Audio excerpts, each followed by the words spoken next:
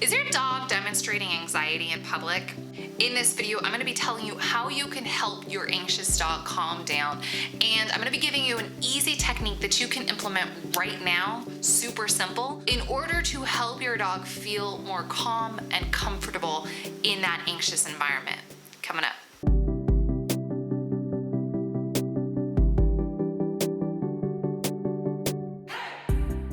What's up, guys? It's Jenna with Dog Liaison, where I coach you on how to enhance your dog's mental health. I'm a professional dog trainer, and in my signature program, the Recovering Rover program, we coach parents on how to help their dog through their anxiety disorders. And so in this video, I'm going to be sharing one of the techniques that we use with our dogs in the RRP to help them feel more comfortable. Before I give you that technique, I kind of want to unpack the difference between anxiety in public versus a fear response in public, because there is a very important difference. So for example, if your dog sees a scary man, a scary dog, a scary object, a scary monkey, whatever it is, if your dog was walking in his world and he sees this scary thing and gives a fear response, that's fear. But anxiety is the preparation for that event. That is when your dog goes into the environment and they're just overwhelmed. There's not one specific stimulus that is causing your dog to be fearful. It's just this boiling experience where he's being inundated with information.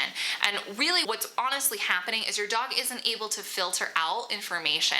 And so information from the world, the smells, the vision, the everything is just hitting him. And he's feeling absolutely inundated with information. He doesn't know what's important and what's not.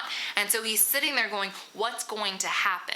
There's something that's about to happen. It's this preparation. It's this subtle sensation that there's a vibe in the space that he cannot control. And this is exactly what it was like for Bobby. Bobby's in the Recovering Rover program at the moment.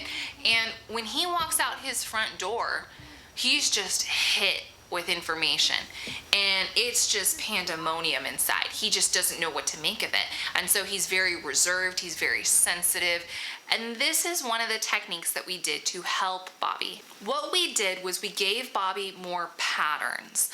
So because anxiety is very much the what if game, it's very much the I don't know what's going to happen, things feel out of control. What that really tells us is that we need to give our dogs more predictability. They need to be able to see an order of events, and they need to be able to know what's important and what's not. As we mentioned before, a lot of it is not their ability to filter out information. And so they're having a hard time discerning what is critical in this environment because everything is just coming at me at once. And so the more we can implement predictability and structure for that dog, the more comfortable he's going to feel. So what we really want to think about is patterns. That's really what we're talking about, is we want to give our dogs patterns. And so to do this, what you can do with your dog right now is something called the 1, 2, 3 game. Now, what I'm going to be teaching you is a little bit of a modified version of the 1, 2, 3 game by Leslie McDevitt, which is a Control Unleashed, which actually, bam, this is her book, Control Unleashed, the second edition. And in this book, she describes the 1, 2, 3. I'm going to be giving you a little bit of a modified version of that, but if you're looking to give your dog more patterns, this is the book for you. Before I tell you the 1, 2, 3 game, do me a favor. If you're enjoying this video, hit that like button because it helps me in the YouTube algorithm. I also want to let you know that there is a reactive dog case study in the description box below, which you can download. There's also 50 free enrichment activities that you can do with your anxious dog right now. Download that, it's free in the description box. So to teach the 1, 2, 3 game, what you're going to do is you're going to literally walk and say 1, 2, 3, and treat. All you're going to do is walk 1, 2, 3, and treat. And on 3, you're going to deliver that food to your dog. All you're going to do is deliver food on 3. So it's literally as simple as walking with your dog, whether they're on leash or not. You're going to count 1, 2, 3, drop the treat, and always on 3. Okay? They don't have to be looking at you. They don't have to be engaging in some specific behavior. It's just a matter of when they hear 3, they know there's a treat coming. 1, 3. 1, 2, 3. 1, 2, 1, 2. 3. You want us to hand it To their mouth or just drop it right in front of them? That's a great question. Preferably to the floor, but it depends on the dog because if that stresses them out, then you can absolutely feed to mouth. 1, 2, 3.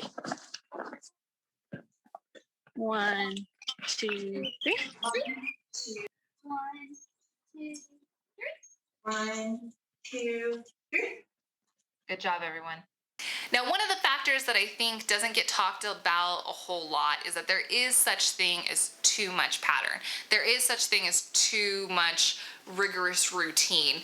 And you might be thinking to yourself right now, well, how much is too much? How will I know when it's too much? The honest to God truth is it's very dependable on the dog. There's many factors, many of which rely on genetics and breeds.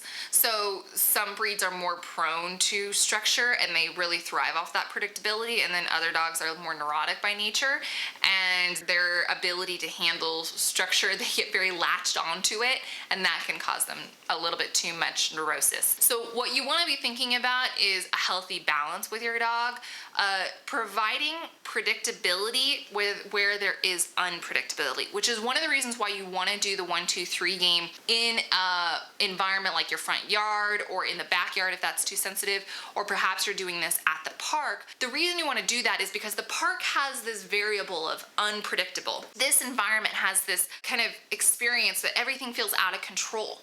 And so by giving your dog this 1, 2, 3 game, this is the controllable factor. But let's say you play the 1, 2, 3 game every morning at 7 a.m.